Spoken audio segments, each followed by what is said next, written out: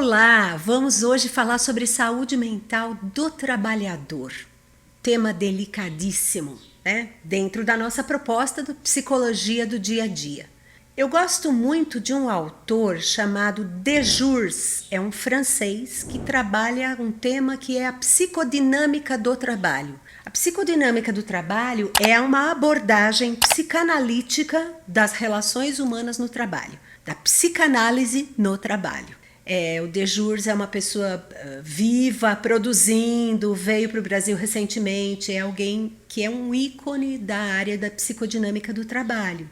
Ele escreveu um livro chamado A Loucura do Trabalho, que eu recomendo para vocês. Mas esse tema é muito importante porque as pessoas têm adoecido demais no trabalho. Então a gente ouve falar, por exemplo, da síndrome de burnout, que é uma coisa relativamente recente, e outras situações de ansiedade, assédio, adoecimento, inclusive físico, por conta de condições de trabalho, eu digo condições psicológicas, né?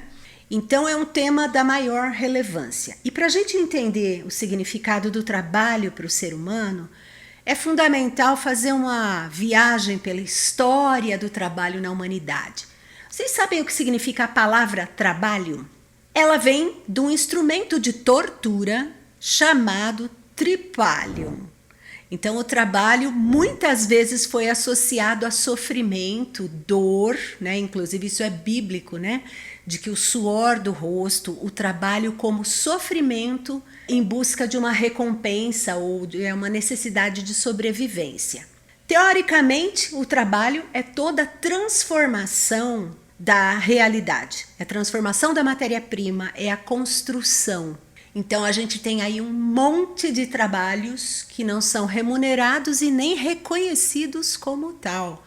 O trabalho da dona de casa é um desses trabalhos que se faz e que não é reconhecido como tal. Então, dentro do mundo capitalista, a gente tem o trabalho remunerado, que acontece dentro das organizações. As organizações, conforme elas vão ficando mais complexas, elas são mais propensas a facilitar o adoecimento mental do trabalhador. Se a gente entender a história do trabalho, a gente vai ver por quê. Antes do trabalho ser industrial, antes da Revolução Industrial, o trabalho era artesanal. Então imagine você que o artesão ele construía o trabalho do início ao fim, e ele, por exemplo, ele fazia um prato de cerâmica ou ele tricotava uma roupa. Do começo ao fim do processo, ele era o realizador desse processo. Quando uma pessoa realiza um processo por inteiro, ela sente uma satisfação por aquela realização. Se você faz artesanato, se você cozinha, se você realiza processos do início ao fim, você deve entender do que eu estou falando. É a sensação de satisfação pela realização do trabalho. Aí, quando acontece a Revolução Industrial, o trabalho que antes era artesanal, ele é segmentado, ele é picotado em partes, que é como a gente vê hoje o funcionamento das fábricas, onde cada operário, cada operador, cada ajudante faz uma pequena parte de um produto que no final tem muitas partes. Só que o operário, o operador, o ajudante, não consegue se reconhecer no produto final. Vocês estão achando interessante isso estar ligado à saúde mental? Pois eu vou dizer para vocês. Isso que eu estou relatando está absolutamente ligado à questão da saúde mental do trabalhador. Porque o que vai favorecer a saúde mental é a sensação de realização que o trabalhador tem quando ele consegue fazer um processo e finalizar esse processo. Então, a pessoa que faz uma pequena parte sem conseguir perceber que essa pequena parte é parte de um todo, ela faz um trabalho que ela mesma considera sem significado. Um trabalho sem significado é adoecedor. Essa é a grande contribuição do Dejurs do ponto de vista da psicanálise do trabalho. Então, um trabalho ele pode ser adoecedor se ele não traz significado. Então a pessoa trabalha porque ela necessita de um salário e de benefícios, mas aquilo não acrescenta. ela não sente que ela está fazendo diferença no mundo. E isso é um fator de adoecimento. Muitas empresas, percebendo isso, tiveram a grande sacada, que eu acho que é muito louvável, de chamar os trabalhadores para que eles percebam qual é a participação deles no todo. Se você faz um parafuso, é fundamental que você perceba que esse parafuso ele faz parte de um produto final, que é um carro, é um avião, é um trator, é um liquidificador, é alguma coisa que vai acabar sendo utilizado por outro ser humano que vai comprar, que vai consumir isso.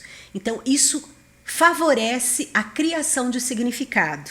As empresas tiveram uma ótima sacada, muito louvável, de que ajudando o trabalhador a construir significado, você tem uma melhor produtividade e um menor adoecimento.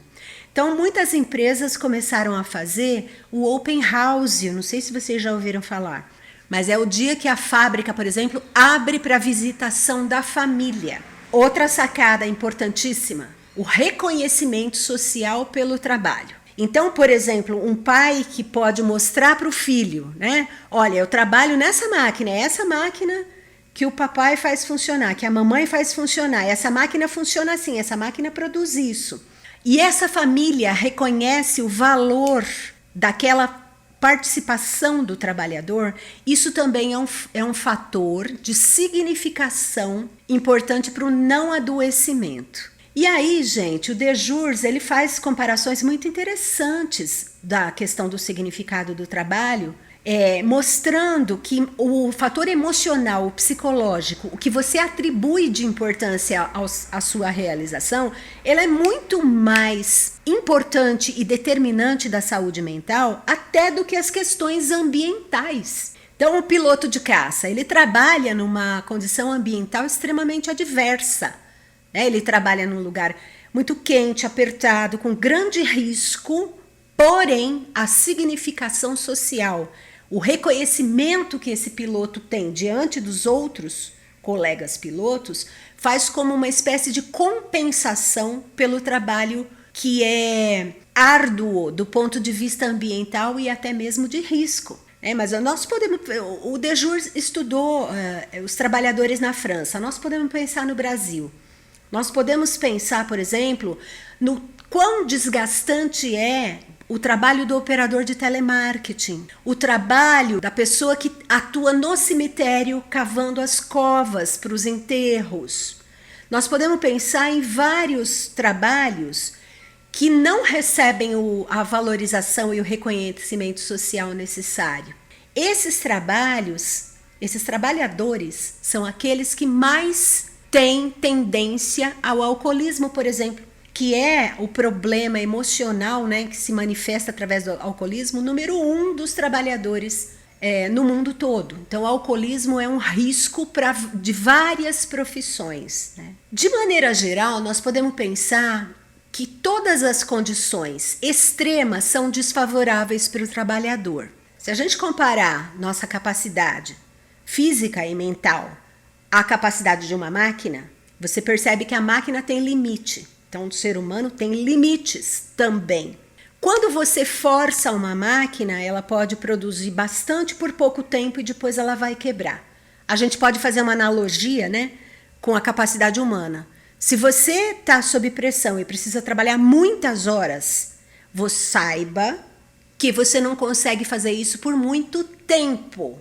Tá? Então você consegue eventualmente, e eu percebo muito isso em vários tipos de trabalhadores, né? Aqueles que fazem fechamento mensal, aqueles que trabalham sob demanda de clientes e de repente essa demanda tem um aumento.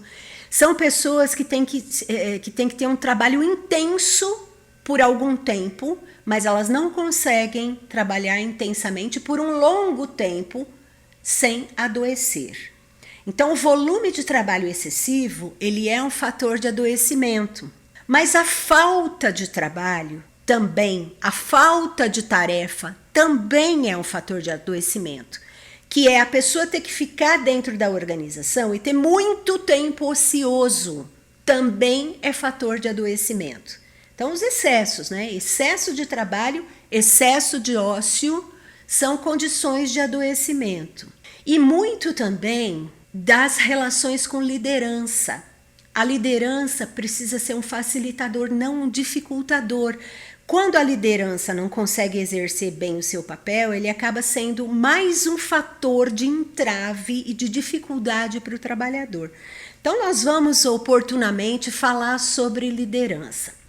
Para o momento, eu queria dizer para vocês que a grande sacada da psicodinâmica do trabalho é perceber que o ser humano, construindo significado para aquilo que ele faz, ele tem muito menos chance de adoecer e até de se tornar feliz. Ele usar o trabalho como fonte de realização.